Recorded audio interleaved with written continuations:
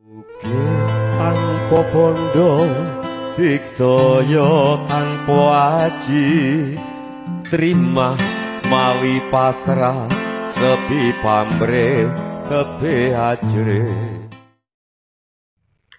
Assalamualaikum warahmatullahi wabarakatuh. Kita kembali lagi bersama channel Misteri Satrion Suwantoro. Dan kali ini kami akan mengulaskan dan membenarkan ya tentang suatu penelusuran kami pada beberapa hari ini yang kami dapati ya dari metode meditasi dan terawang serta telepati ya. Dan kami mendapatkan suatu info ya dari bersamaan Presiden pertama RI ya, yaitu dari Bung Karno dan Sang Satrio Piningit. Jadi yang kami jelaskan kali ini adalah Bersamaannya beliau ini sama-sama ya berguru pada Kanjeng Sunan Kalijogo, dan menurut silsilah Presiden pertama Bung Karno itu ya, jadi menyecap ya, ibaratnya berguru pada Kanjeng Sunan Kalijogo. Begitu juga dengan Sang Satrio Piningit. Sang Satrio Piningit itu merupakan suatu keturunannya malah ya, jadi tidak mustahil ya beliau itu mendapatkan suatu ilmu keturunannya, sama-sama menyerap ya dari ilmu Kanjeng Sunan Kalijogo. Dan yang kedua, beliau itu sama-sama berlatih ilmu bela diri di perguruan yang sama ya pada waktu itu. Jika para pengikut channel Misteri Satrion Suwantoro ingin mengetahui perguruan apa yang diikuti oleh Bung Karno ya pada masanya, itu ada di uang 1 sen ya, uang 1 sen di tahun pengeluaran 1945. Di situ terdapat ya pembentukannya dan lambangnya diterakan pada logo uang tersebut ya. Itu ada pada uang 1 sen yang tembaga itu ya, tengahnya lubang itu. Dan Sang Satrio Piningit pun ibaratnya sama, mempelajari dari suatu perguruan yang sama. Dan tidak mustahil ya, karena beliau itu hanya menggunakan ilmu syariat ya, sesuatu yang terlihat dan bisa digunakan secara logika. Otomatis beliau itu berguru juga pada ilmu dijaya dan ilmu silat. Itu sama silsilahnya dengan Presiden pertama Indonesia ya.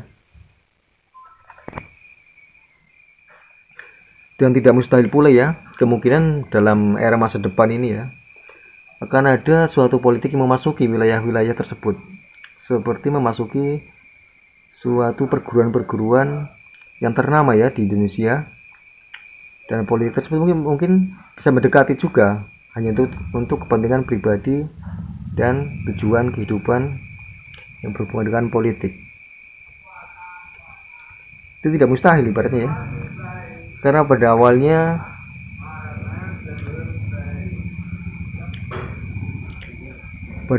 Sang Ratu Adil itu juga memiliki ya, tapi bukan memiliki lagi, beliau itu mempelajari keilmuannya tentang perguruan tersebut.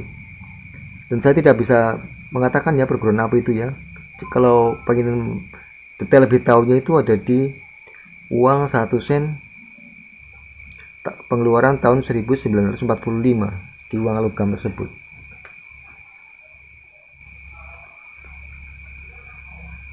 Dan tidak mustahil pula ya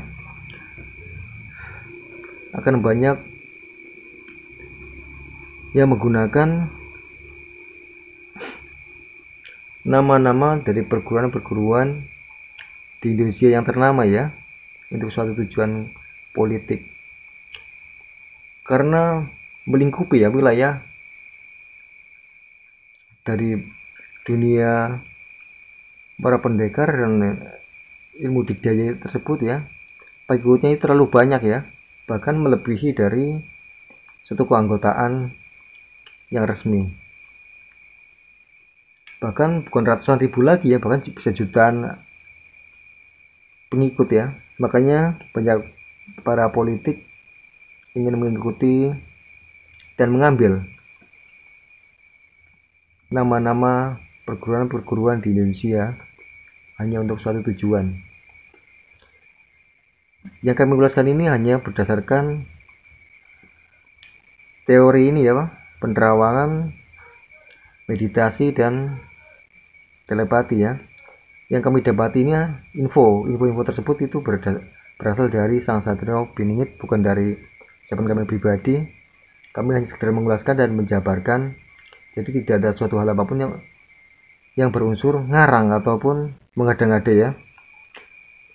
Dan kalau panjenengan sami ibaratnya bisa menyimak ya, di era masa depan ya, akan banyak huru-hara ataupun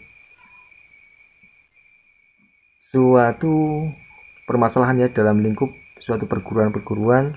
Karena apa? Karena menurut Sang Satrio Piningit itu digunakan ya oleh suatu politik yang berkepentingan pribadi masing-masing, dan Sang Satrio Piningit pun tidak mau mengatakan tujuan apa itu, dan kami hanya mengulaskan saja. Jadi disitulah kami membenarkan tentang ulasan-ulasan yang kami dapati.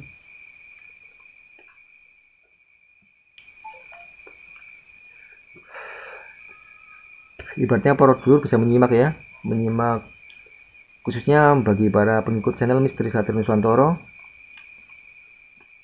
Lihat saja ya, ibaratnya boleh dilihat kata Sang Satrio Piningit, akan banyak politik yang memasuki wilayah-wilayah tersebut.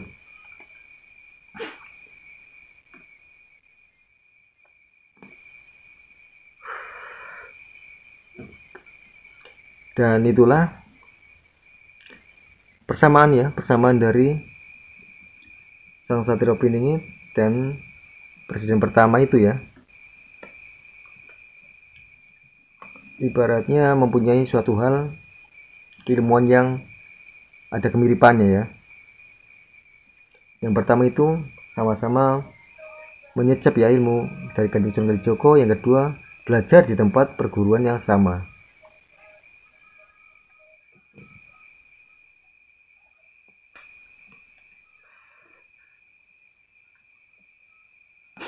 Cuman bedanya beliau itu ya, karena perguruan tersebut itu mengikuti ya, zaman dahulu itu suatu perguruan pencaksilat ataupun golongan suatu pendekar digunakan untuk melawan para penjajah ya, dan mengusir dari jajahan-jajahan yang menjajah wilayah Indonesia. Dan otomatis pada zaman dahulu masih banyak ya orang yang mempunyai kejayaan, tidak seperti sekarang ya, hanya melingkup yang mayoritas kota pendekar itu Madiun ya. Dan tidak heran di sanalah tumbuhnya cikal bakal para kesatria.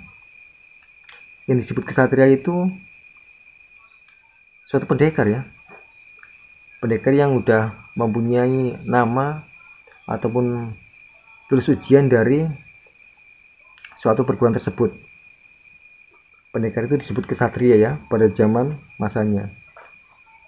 Bukan kesatria menurut dari ulasan, kadang ada yang mengulas ya, kesatria itu berdasarkan dari lingkup TNI, Polri, dari ini itu bukan ya. Karena yang membedarkan dan yang memberi sanepa itu dari kitab Jongko ya, dari zaman dahulu kala itu ya. Para kesatria itu otomatis para pendekar yang mau berjuang menegakkan suatu keadilan ya. Dan menurut kami pribadi ya, kemungkinan ada benernya juga ya, karena beliau itu kesambar kesandung dan tidak mempunyai tempat ataupun untuk bernaung dalam kehidupan, dan otomatis beliau pun berpendidikan rendah ya, tidak tinggi. Dan saya masih ingat ya kemarin ya, beliau itu berkata bahwa beliau akan muncul tidak mengikuti suatu politik apapun dan tidak mengikuti politik apapun. Karena apa? Itu kata beliau sendiri ya, bukan kata dari channel kami. Kami hanya sekedar membenarkan ya. Karena kata beliau itu, jika mengikuti suatu politik ataupun didorong politik, maka beliau itu bukan sang satria opini. Jadi opini kita itu diambil oleh seseorang yang mau menerima dalam kehidupannya untuk kehidupan yang lebih layak daripada sebelumnya, bukan dipingit dan jadi ibaratnya ikut sertakan dalam suatu politik, itu bukan ya.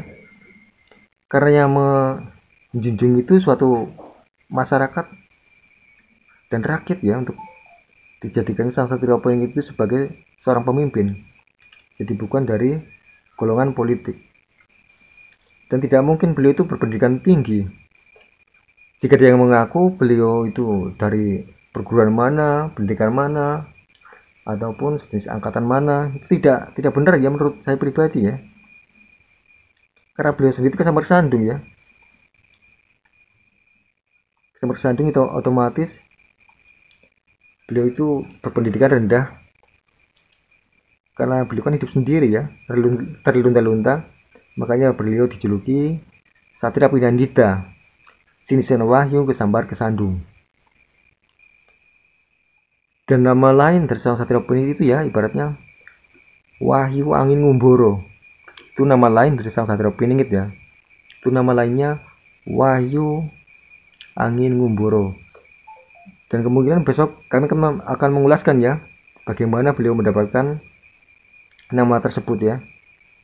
Insya Allah jika ada waktu dan kesempatan, kami akan mengulaskan atas izin Allah ya. Mudah-mudahan diberi untuk selalu bisa mengulaskan tanpa gangguan apapun. Dan itulah persamaan dari sang satria opini ya. Jadi seperti yang kami tadi itu ulaskan ya, beliau itu muncul tidak mengikuti suatu hal politik apapun dan tidak mengikuti suatu golongan apapun. Beliau itu didirikan oleh rakyat dan masyarakat. Makanya beliau itu mengabdikan dirinya, jiwanya kepada rakyat dan masyarakat. Tapi menurut beliau hanya menjabat sekitar 7 tahun ya, 7 tahun 9 tahunan itu ya, tidak lama untuk membesarkan suatu lingkup kenegaraannya.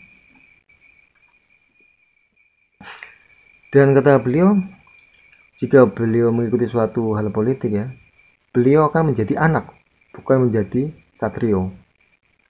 Satrio ibaratnya seseorang yang mau berjuang untuk kebenaran dan menegakkannya, untuk membela suatu golongan yang lemah. Contohnya itu seperti kaum sudra, kaum ibaratnya buat masyarakat lah ya, masyarakat.